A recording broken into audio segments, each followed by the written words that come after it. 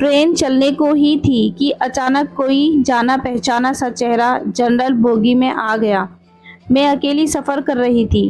सब अजनबी चेहरे थे। स्लीपर का टिकट नहीं मिला तो जनरल डिब्बे में ही बैठना पड़ा। मगर यहाँ ऐसे हालात में उस शख्स से मिलना ज़िंदगी के लिए संजीवनी के समान था। ज़िंदगी भी कमबख्त कभी कभी अजीब से मोड़ पर ले आती है।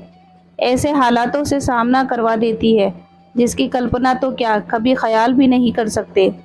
वो आया और मेरे पास ही खाली जगह पर बैठ गया। न मेरी तरफ देखा, न पहचानने की कोशिश की। कुछ इंच की दूरी बनाकर चुपचाप पास आकर बैठ गया। बाहर सावन की रिमझिम लगी थी, इस कारण वो कुछ भीग गया था। मैंने कनखियों से नज़र बचाकर उसे देखा। उम्र के इस मोड़ पर भी कमबख्त वैसा का वैसा ही था। हाँ, कुछ भारी हो गया था, मगर इतना ज़्यादा भी नहीं।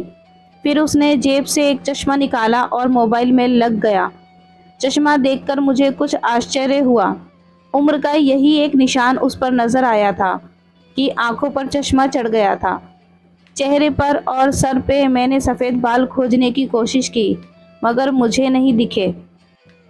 मैंने जल्दी से सर पर साड़ी का पल्लू डाल लिया। बालों को डाई किए काफ़ी दिन हो गए थे। मुझे ज़्यादा तो नहीं थे सफ़ेद बाल मेरे सर पे, मगर इतने ज़रूर थे कि गौर से देखने पर नज़र आ जाए। मैं उठकर बाथरूम गई। हैंडबैग से फेस वॉश निकाला, चेहरे को ढंग से धोया, फिर शीशे में चेहरे को गौर से देखा। पसंद तो नहीं आया, मगर अजीब सा मुंह बनाकर मैंने शीशा वापस बैग में डाला और वापस अपनी जगह पर आकर बैठ गई। मगर वो साहब तो खिड़की की तरफ से मेरा बैग सरकाकर खुद खिड़की के पास बैठ गए थे। मुझे पूरी तरह देखा भी नहीं, बस बिना देखे ही कहा सॉरी।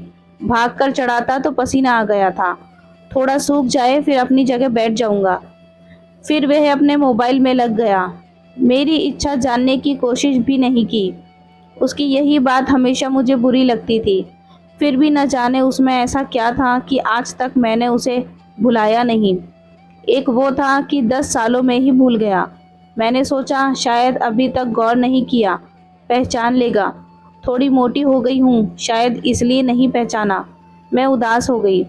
जिस शख्स को जीवन में कभी भुला ही नहीं पाई, उसको मेरा चेहरा ही याद नहीं। माना कि ये औरतों और लड़कियों को ताड़ने की इसकी आदत नहीं, मगर पहचाने भी नहीं। शादीशुदा है, मैं भी शादीशुदा हूँ, जानती थी इसके साथ रहना मुश्किल है, मगर इसका मतलब ये तो नहीं कि अपने ख्यालों को, अपने सपनों को जीना छोड़ दूँ। एक तमन्ना थी कि कुछ पल खुल के उसके साथ गुजारूँ। माहौल दोस्ताना ही हो, मगर हो तो सही। आज वही शख्स पास बैठा था जिसे स्कूल टाइम से मैंने दिल में बसा रखा था। सोशल मीडिया पर उसके सारे अकाउंट चोरी छुपे देखा करती थी। उसकी हर कविता, हर शायरी में खुद को खोजा करती थी। वह तो आज पहचान ही नहीं रहा। माना कि हम लोगों में कभी प्यार की पींगे नहीं चली, ना कभी इजहार हुआ। हाँ, वो हमेशा मेरी केयर करता था और मैं उसकी केयर करती थी। कॉलेज छूटा तो मेरी शादी हो गई और वो फौज में चला गया। फिर उसकी शादी हुई। जब भी गांव गई उसकी सारी खबर ले आती थी। बस ऐसे ही ज़िंदगी गुजर गई। आधे घंटे से ऊपर हो गया। वो आराम से खिड़की के पास बैठा मोबाइल में लगा था। देखना तो दूर, चेहरा भी ऊपर ना किया। मैं कभी मोबाइल में देखती, कभी उसकी तरफ। सोशल मीडिया पर उसके अकाउंट खोल कर देखे, तस्वीर मिलाई, वही था, पक्का वही, कोई शक नहीं था। वैसे भी हम महिलाएं पहचानने में कभी भी धोखा नहीं खा सकती। 20 साल बाद भी सिर्फ आंखों से पहचान ले। फिर और कुछ वक्त गुजरा, माहौल वैसा का वैसा था। मैं बस पहलू बदलती रही। फिर अचानक टीटी आ गया। सबसे टिकट पूछ रहा था। मैंने अपना टिकट दिखा दिया। उससे पूछा तो उसने कहा नहीं है। टीटी बोला फाइन लगेगा। वो बोला लगा दो। टीटी कहाँ का टिकट बनाऊं? उसने जल्दी से जवाब नहीं दिया। मेरी तरफ देखने लगा। मैं कुछ समझी नहीं। मेरे हाथ में थमी टिकट को गौर से देखा। फिर टीटी से बोला कानपुर। टीटी ने कानपुर की टिकट बनाकर दी और पैसे लेकर चला गया। वह फिर से मोबाइल में तल्लीन हो गया। आखिर मुझसे रहा नहीं गया। मैंने पूछ ही लिया, कानपुर में कहाँ रहते हो? वह मोबाइल में नजरें गड़ाए हुए ही बोला, कहीं नहीं। वह चुप हो गया तो मैं फिर बोली, किसी काम से जा रहे हो? वो बोला, हाँ। अब मैं चुप हो गई। वह अजनबी की तरह बात कर रहा था और अजनबी से कैसे पूछ लूं कि किस काम से जा रहे हो। कुछ देर चुप रहने के बाद फिर मैंने पूछ ही लिया, वहाँ शायद आप नौकरी करते हो? उसने कहा, नहीं। मैंने फिर हिम्मत करके पूछा, तो किसी से मिलने जा रहे हो? वही संक्षिप्त उत्तर, नहीं। आखिरी जवाब सुनकर मेरी हिम्मत नहीं हुई कि और कुछ भी पूछूं। अजीब आदमी था, बिना काम सफर कर रहा था। मैं मुंह फेर कर अपने मोबाइल में लग गई। कुछ देर बाद खुद ही बोला, ये भी पूछ लो क्यों जा रहा हूँ? कानपुर। मेरे मुंह से जल्दी से निकला, बताओ क्यों जा रहे हो? फिर अपने ही उतावलेपन पर मुझे शर्म सी आ गई। उसने थोड़ा सा मुस्कुराते हुए कहा, एक पुरानी दोस्त मिल गई है जो आज अकेले सफर पर जा रही थी। फौजी आदमी हूँ, सुरक्षा करना मेरा कर्तव्य है। अकेले कैसे जाने देता, इसलिए उसे कानपुर तक छोड़ने जा रहा हूँ। इतना सुनकर मेरा दिल जोर से धड़का। नॉर्मल नहीं रह सकी मैं, मगर मन के भावों को दबाने का असफल प्रयत्न करते हुए मैंने हिम्मत करके पूछ ही लिया, कहाँ है वो दोस्त? कमबख्त फिर मुस्कुराता हुआ बोला, यही मेरे पास बैठी है। इतना सुनकर मेरे सब कुछ समझ में आ गया कि क्यों उसने टिकट नहीं लिया, क्योंकि उसे तो पता ही नहीं था मैं कहाँ जा रही हूँ।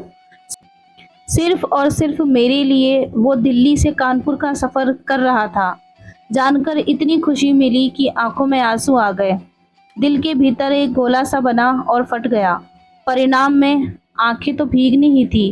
बोला, रो क्यों रही हो? मैं बस इतना ही कह पाई, तुम मर्द हो, नहीं समझ सकते। वो बोला, क्योंकि थोड़ा बहुत लिख लेता हूँ, इसलिए एक कवि और लेखक भी हूँ, सब समझ सकता हूँ। मैंने खुद को संभालते हुए कहा, शुक्रिया मुझे पहचानने के लिए और मेरे लिए इतना टाइम निकालने के लिए। वो बोला, प्लेटफॉर्म पर अकेली घूम रही थी, कोई साथ नहीं दिखा तो आना पड़ा। कल ही रक्षाबंधन था, इसलिए बहुत भीड़ है। तुमको यूं अकेले सफ़र नहीं करना चाहिए। क्या करती, उनको छुट्टी नहीं मिली और भाई यहाँ दिल्ली में आकर बस गए। राखी बांधने तो आना ही था। मैंने मजबूरी बताई। ऐसे भाइयों को राखी बांधने आई हो जिसको ये भी फिक्र नहीं कि बहन इतना लंबा सफ़र करके अकेले कैसे आएगी। भाई शादी के बाद भाई नहीं रहे, भाभीयों के हो गए, मम्मी पापा रहे नहीं, कहकर मैं उदास हो गई। वह फिर बोला, तो पति को तो समझना चाहिए, उनकी बहुत बिजी लाइफ है। मैं ज़्यादा डिस्टर्ब नहीं करती और आजकल इतना ख़तरा भी नहीं रहा, कर लेती हूँ मैं अकेले सफ़र। तुम अपनी सुनाओ, कैसे हो? अच्छा हूँ, कट रही है ज़िंदगी। मेरी याद आती थी क्या? मैंने हिम्मत करके पूछा।